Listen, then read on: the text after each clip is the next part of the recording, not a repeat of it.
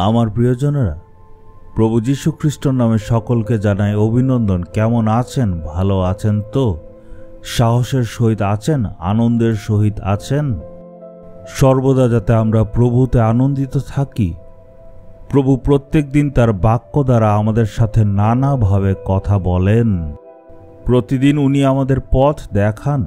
তাহলে ভয় কিসের? এর আগে কি আপনার জীবনে কখনো দুঃখ আসেনি? এর আগে বিপদ কখনো আসেনি? নিশ্চয় এসেছে। ধ্বংস হয়েছেন না? তার মানে ঈশ্বর আপনাকে সুন্দর উদ্ধার করেছেন। ঈশ্বর সঙ্গে আছেন, ভয় করার দরকার নেই। ঈশ্বর আজ কি বলছেন? দ্বিতীয় বিবরণ 31 অধ্যায়ের 6 পদ। তোমাদের ঈশ্বর সদাপ্রভু তোমাদের সঙ্গে যাবেন, তিনি কখনো তোমাদের ছেড়ে যাবেন না বা ত্যাগ করবেন না। আপনি কি কখনো এই জিনিসটা অনুভব করেছেন? আপনি যেখানেই যান না কেন, ঈশ্বর আপনার সঙ্গে সঙ্গে যান। কিন্তু দেখা যায় যখন আমরা ঘর থেকে বেরিয়ে যাই, বের হওয়ার আগে কিন্তু প্রার্থনা করি, কিন্তু বের হবার পর আমরা ভুলেই যাই যে ঈশ্বর আমাদের সঙ্গে আছেন। আমরা পড়াশোনার জন্য বেরিয়ে যাই, ব্যবসার জন্য যাই, সেবা কাজের জন্য যাই বা অন্য কোনো কাজে বেরিয়ে যাই, আমরা ভুলে যাই ঈশ্বর সঙ্গে আছেন। ঈশ্বর বলছেন, সবখানে আমি সঙ্গে আছি, আমি তোমার সঙ্গে সঙ্গে চলব। আপনি হয়তো স্কুলের জন্য বেরিয়ে যান, ঈশ্বর কি শুধুমাত্র স্কুলের গেট পর্যন্ত দিয়ে বলে আমি আর যাব না?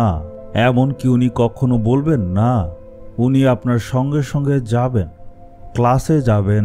আপনি যদি যাত্রায় বের হন, কাজে বের হন, বাসে বা ট্রেনে, আপনি যখনই বের হন, যেভাবেই বের হন, ঈশ্বর বলেন আমি সঙ্গে আছি। আপনি সেবাতে যাচ্ছেন বা বেড়াতে যাচ্ছেন, তখন ঈশ্বর বলবেন আমি তোমার সঙ্গে সঙ্গে সব সময় আছি, আমি কখনো তোমাকে ত্যাগ করব না। ঈশ্বরের বাক্য বলে আমি তোমাদের সামনে সামনে যাব।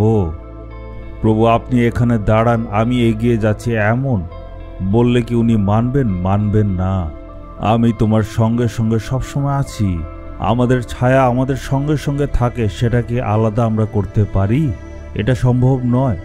একইভাবে ঈশ্বর আমাদের সঙ্গে থাকেন। ঈশ্বরকে আপনার থেকে কখনো আলাদা করা যাবে না, কারণ ঈশ্বর জানে এই পৃথিবীর মধ্যে কত রকমের বিপদ আছে, কত রকমের সমস্যা আছে, বাধা আছে, দুঃখ কষ্ট আছে। এই সব রকম বিপদ আপদ থেকে ঈশ্বর আপনাকে রক্ষা করতে চান, তাই আপনাকে উনি সুরক্ষিত রাখেন। আমি ভারত থেকে এখানে কেনিয়া দেশে এসেছি। যখন থেকে এখানে সেবার জন্য এসেছি, তখন থেকে একজন ভাইকে রাখা হয়েছে আমাকে দেখভাল করার জন্য। তাকেই দায়িত্ব দেওয়া হয়েছে। তাই যেখানে আমি যাই সেখানেই সেই ভাই আমার সঙ্গে সঙ্গে যায়। আমি গাড়িতে উঠলে সেও উঠে, লিফটে উঠলে সেও উঠে, আমি দোকানে গেলে সেও আসে, মানে হোটেল পর্যন্ত সে আসে। সব কাজের পর রাত্রে আমাকে হোটেলে ছাড়তে আসে, আবার সকালে চলে আসে। আমি কোথায় যাব সেও যাবে। আমি বলি তুমি যাও, আমি আসছি। সে বলে না, আপনাকে সুরক্ষিত রাখা আমার দায়িত্ব, কারণ এই দেশটা ঠিক নয়, দুর্ঘটনা হওয়ার সম্ভাবনা আছে। আমি আপনাকে সুরক্ষা দান করব। তার দায়িত্ববোধ, তার ভালোবাসা আমি দেখলাম।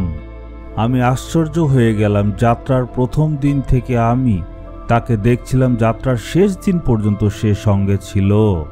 তারা এই ভাইকে দায়িত্ব দিয়েছিল যাতে সে এয়ারপোর্টে আমাদেরকে বিদায় দেওয়া পর্যন্ত আমার সঙ্গে সঙ্গে থাকে। আমাদের প্রভু যীশু খ্রিস্ট আমাদের জন্য নিজের প্রাণ দিলেন।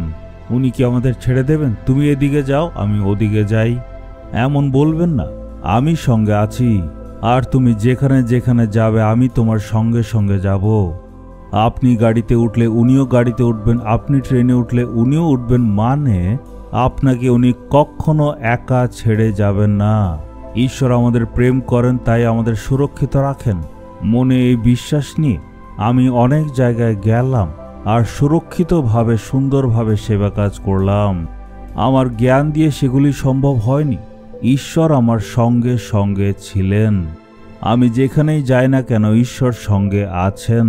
এই বিশ্বাসে সব সময় স্থির থাকবেন। এটা ঈশ্বর বলেছেন, আমি ত্যাগ করব না, ছেড়ে যাব না। এই বিশ্বাস নিয়ে প্রার্থনা করব।